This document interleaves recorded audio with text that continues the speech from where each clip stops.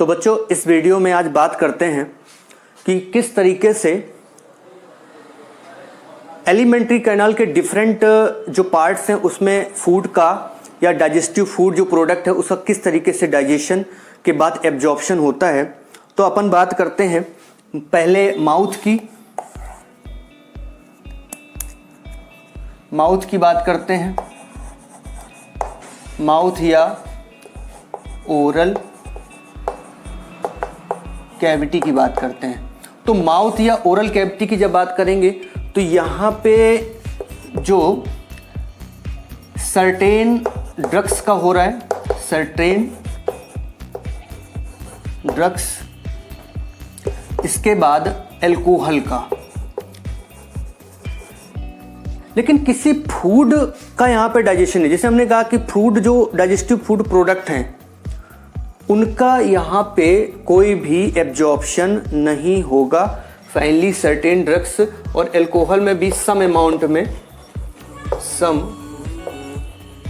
Amount में यहाँ पे अल्कोहल का होगा।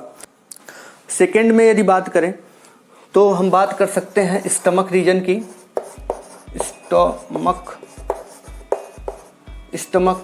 स्टमक रीजन की बात करें तो स्टमक रीजन में वाटर का एब्जॉर्प्शन होता है। वाटर एब्जॉर्प्शन होता है। Complete absorption of alcohol. Alcohol का यहाँ पे कंप्लीट एब्जॉर्प्शन होता है। इसके बाद सम साल्ट, इसके बाद ग्लूकोज का यहाँ पे एब्जॉर्प्शन होता है। और इसके बाद सर्टेन ड्रग्स, जैसे इसका एग्जाम्पल हम लोग ले सकते हैं, जैसे एस्प्रिन, इनका एब्जॉर्प्शन, ये जो हमारे मॉलिक्यूल्स हैं इनका एब्जॉर्प्शन स्टमक में होता है। इसके बाद बेटा यदि बात करें कि स्मॉल इंटेस्टाइन में, तो मैक्सिमम जो डाइजेशन है वो स्मॉल इंटेस्टाइन के डिओडिनम वाले रीजन पे होता है। First point. सेकेंड पॉइंट ये है कि इसका जो कंप्लीट कहाँ पे होता है, digestion completed in jejunum region of small intestine. और इसके बाद बात करें कि मैक्सिमम जो फूड प्रोडक्ट का जो डाइजेस्टेड फूड प्रोडक्ट हैं उनका जो एब्जॉर्प्शन है वो भी जेजिनम वाले रीजन पे स्मॉल इंटेस्टाइन के होता है। और इसके बाद यदि बात करें एलिमेंट्री कैनाल के पैटर्न की, तो देखिए जो माउथ या ओसोफेगस वाले रीजन पे एलिमेंट्री कैनाल होती है उसमें फाइनली मल्टी लेयर्ड होती है। और यदि स्टमक वाले रीजन की बात करें तो यहाँ पे रॉज पाए जाते हैं और स्पेशल फोल्डिंग होती है जिसका नाम होता है रॉज। और इसके बाद जब बात करें स्मॉल इंटेस्टाइन की तो वहाँ पे वेलाई पैटर्न होगा। तो जो ब्लंट वेलाई होगी वो डिओडिनम वाले रीजन पे होगी और पॉइंटेड वेलाई जो होगी वो वहाँ पे आपको जेजिनम और इलियम वाले रीजन पे मिलेगी। तो अपन बात करते हैं अब absorption, how absorbed food product in small intestine. तो चलो देखते हैं।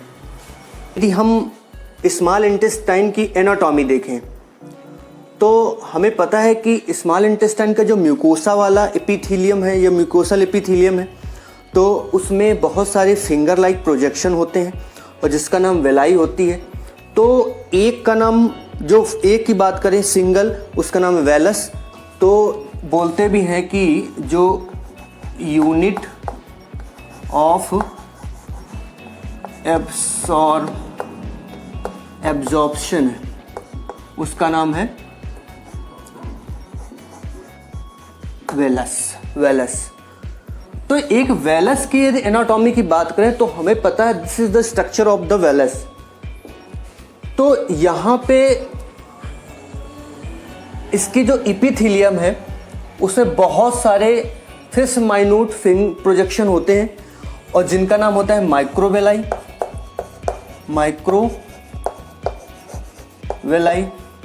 और जो इपिथेलियन लाइनिंग है वो एक स्पेशल टाइप की सेल से मिलकर बनी होती है और उनका नाम होता है इंटेरोसाइट। क्या नाम होता है? इंटेरोसाइट्स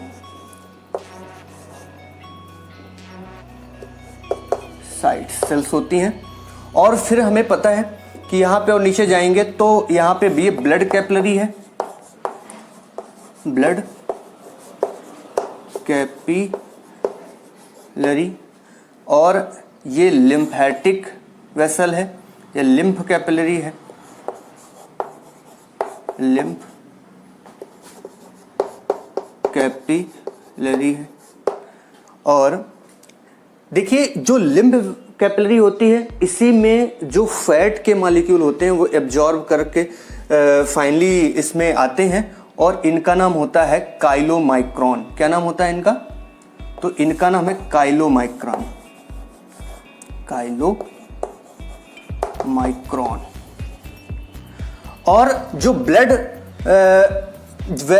कैपिलरी है उसके अंदर जो है उनमें हमें फाइनली मिलने वाला है क्या क्या? Glucose plus amino acid plus जैसे फ्रक्टोज हो गया। तो इस तरीके के मॉलिक्यूल्स हमें मिलेंगे। तो फाइनली ये किस तरीके से यहाँ पर पहुँचते हैं, glucose, amino acids and fructose और इसको काइलोमाइक्रॉन। तो इसके बारे में ही हमें यहाँ समझना है। बेटा हमें पता है कि जो फूड होता है उसमें जो मोनोसेकेराइड्स हैं फाइनली जो डाइजेस्ट होके आते हैं तो उनका नाम है ग्लूकोज, गैलेक्टोज, फ्रक्टोज।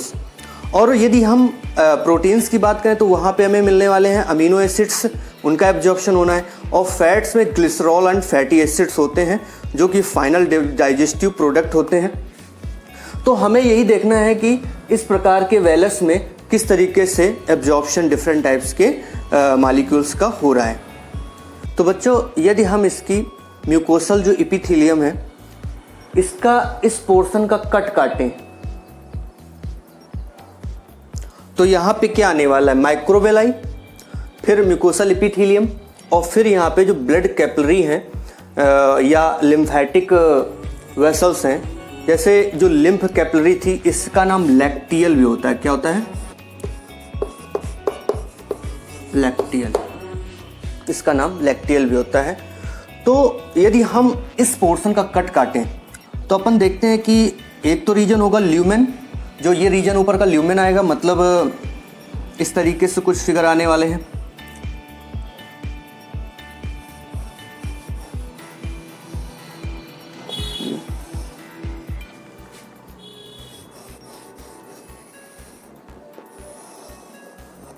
इस तरीके से, और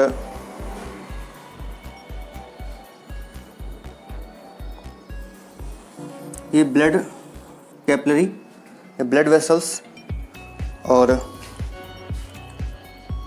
इस तरीके से हम एक और बनाएंगे।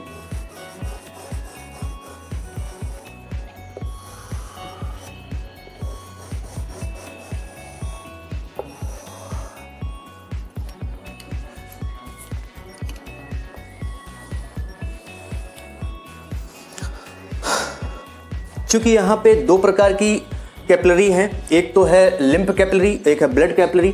तो अपन यहाँ पे ये लिम्फ कैपिलरी बनाया है, यहाँ पे हमने लिम्फ कैपिलरी, और यहाँ पे ये है ब्लड कैपिलरी।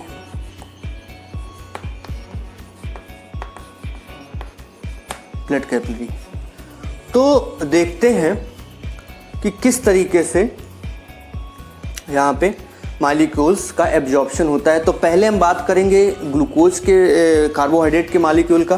तो हमें पता है कि जो कार्बोहाइड्रेट के मॉलिक्यूल हैं उनमें से जो मोनोमर यूनिट है, जो एब्जॉर्ब या डाइजेस्टिव फूड प्रोडक्ट हैं, उनमें से ग्लूकोज, गैलेक्टोज और फ्रक्टोज हैं। तो देखते हैं कि जो ग्लूकोज के मॉलिक्यूल, जैसे द ग्लूकोज मॉलिक्यूल या इधर गैलेक्टोज के मॉलिक्यूल, ये क्या है? गैलेक्टोज, ये क्या है? Glucose glucose, galactose. और एक प्रकार का मॉलिक्यूल हो गया जैसे जिसको हम बोल सकते हैं कि ये फ्रक्टोज है। ये क्या है? फ्रक्टोज, ये फ्रक्टोज। तो इनका ये रीजन जो है ल्यूमेन है, स्मॉल इंटेस्टाइन का ल्यूमेन वाला रीजन। ये माइक्रोविलाई है और ये है एपिथीलियम जो कॉलुमनर एपिथीलियम की बनी हुई है और इसमें इंट्रोसाइट सेल्स हैं और ये है ब्लड कैपिलरी। और अपन ने इसको भी यही बनाया हुआ है, यहाँ पे बनाया है लिम्फ कैपिलरी बनाई हुई है। तो देखते हैं। अच्छा, तो यहाँ पे जो ग्लूकोज है, गैलेक्टोज है, इसका बेटा हमेशा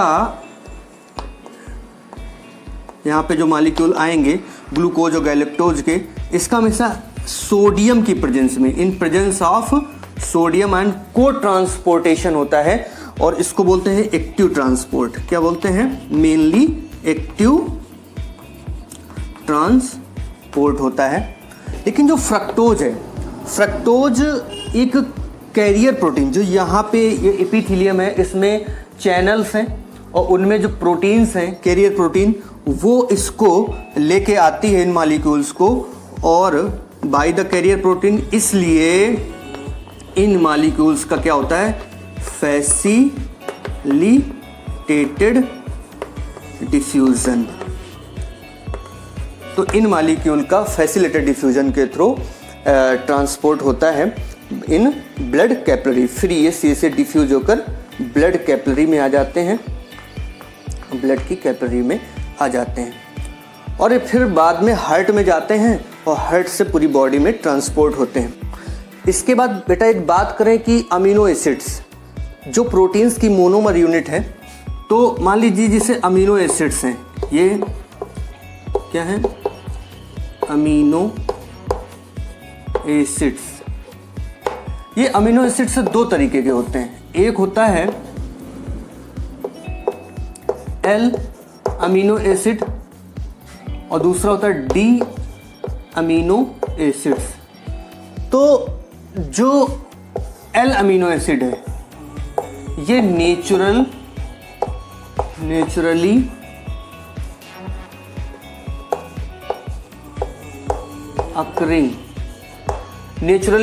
अकरिंग अमीनो एसिड है। बेटा जो ये वाला एल अमीनो एसिड है, यदि इसका ट्रांसपोर्ट भी हमेशा सोडियम आयन की प्रेजेंस में एक्टिव ट्रांसपोर्ट होता है। क्या होता है? एक्टिव ट्रांसपोर्ट होता है और फिर ये मॉलिक्यूल अमीनो एसिड यहाँ आते हैं और बाय द डिफ्यूजन क्या होते हैं? ब्लड कैपिलरी में आते हैं। यहाँ पे हम लोग इसको किसके में आते हैं? ब्लड कैपिलरी में आते हैं। ये है ब्लड कैपिलरी। इस ब्लड कैपिलरी में आते हैं। लेकिन यदि बात करें फैट्स की, तो हमने ये अभी तक समझा कि अमीनो एसिड्स, ग्लूकोज, गैलेक्टोज, इन सब का एक्टिव ट्रांसपोर्ट होता है in presence of sodium ion और फ्रक्टोज का फैसिलिटेटेड डिफ्यूजन होता है। लेकिन बात करें कि फैट्स का क्या होता है, तो फैट में यदि बात करें तो हमें पता है कि जो ट्राइग्लिसराइड होता है, क्या? ट्राइग्लिसराइड्स,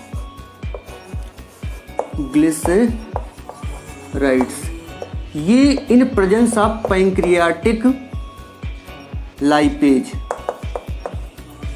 पैंक्रियाटिक लाइपेज की प्रेजेंस में वन मॉलिक्यूल मोनोग्लिसराइड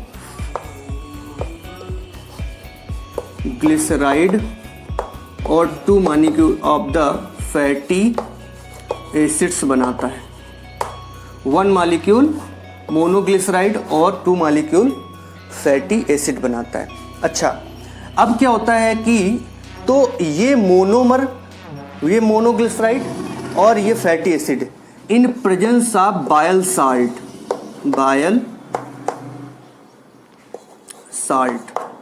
क्या बनाता है? ये बायल साल्ट की प्रेजेंस में एक मॉलिक्यूल बनाते हैं और उन मॉलिक्यूल्स का नाम है ये माइसेल्स, क्या नाम है, MICE, मिसेल्स बनाते हैं, मिसेल्स।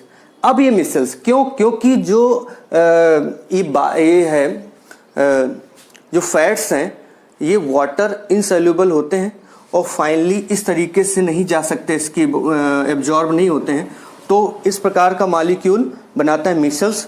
अब ये मिसेल्स थ्रू द माइक्रोवेलाई जाते हैं कहाँ पे, इस इपिथीलियम में, और उस इपिथीलियम में मिलकर इस तरीके से, इस प्रकार से एक ER का फॉर्मेशन करते हैं, एंडोप्लाज्मिक रेटिकुलम, जो कि स्मूथ एंडोप्लाज्मिक रेटिकुलम होती है, और बाद में इसमें कुछ प्रोटीन्स मॉलिक्यूल का घिराव हो जाता है फाइनली इस तरीके से। यहाँ पे ये कह सकते हैं, ये यहाँ पे ग्लिसराइड्स मॉलिक्यूल हैं, मतलब फैट्स के मॉलिक्यूल हैं, और उसमें प्रोटीन की कोडिंग आ गई है। उस प्रोटीन की जो कोडिंग आ गई है, और इसी को जब इस प्रकार का इसका स्ट्रक्चर है, इसी को बोलते हैं जहाँ पे जो काइलोमाइक्रोन, क्या बोलते हैं, काइलोमाइक्रोन, यही है काइलोमाइक्रोन, काइलोमाइक्रोन। अब ये काइलोमाइक्रोन लिम्फ कैपिलरी, जिसका नाम होता है लैक्टियल, उसमें आते हैं, और फिर इसके बाद फिर एक लेफ्ट सब क्लेवियन वेन होती है, उसमें जुड़ती है जाके, जो कि लिम्फ वेसल्स होती है, लिम्फेटिक सिस्टम है, और फिर बाद में ब्लड के कांटेक्ट में भी आते हैं। तो फाइनली यदि हम किसी फैट्स मॉलिक्यूल की बात करें तो उस फैट का हमेशा एब्जॉर्प्शन सिंपल डिफ्यूजन के थ्रू होता है। अच्छा, बहुत बार फैट सोल्यूबल जो विटामिन्स होती हैं उनका भी एब्जॉर्प्शन होता है सिंपल डिफ्यूजन के थ्रू। तो और जो वाटर सोल्यूबल विटामिन होती हैं उनका होता है पैसिव ट्रांसपोर्ट। तो इस तरीके से हमने समझा कि ट्राइग्लिसराइड किस प्रकार से ब्रेक डाउन होती है और किस प्रकार से काइलोमाइक्रोन के फॉर्म में वो लिम्फ वेसल्स में एब्जॉर्ब हो जाती है।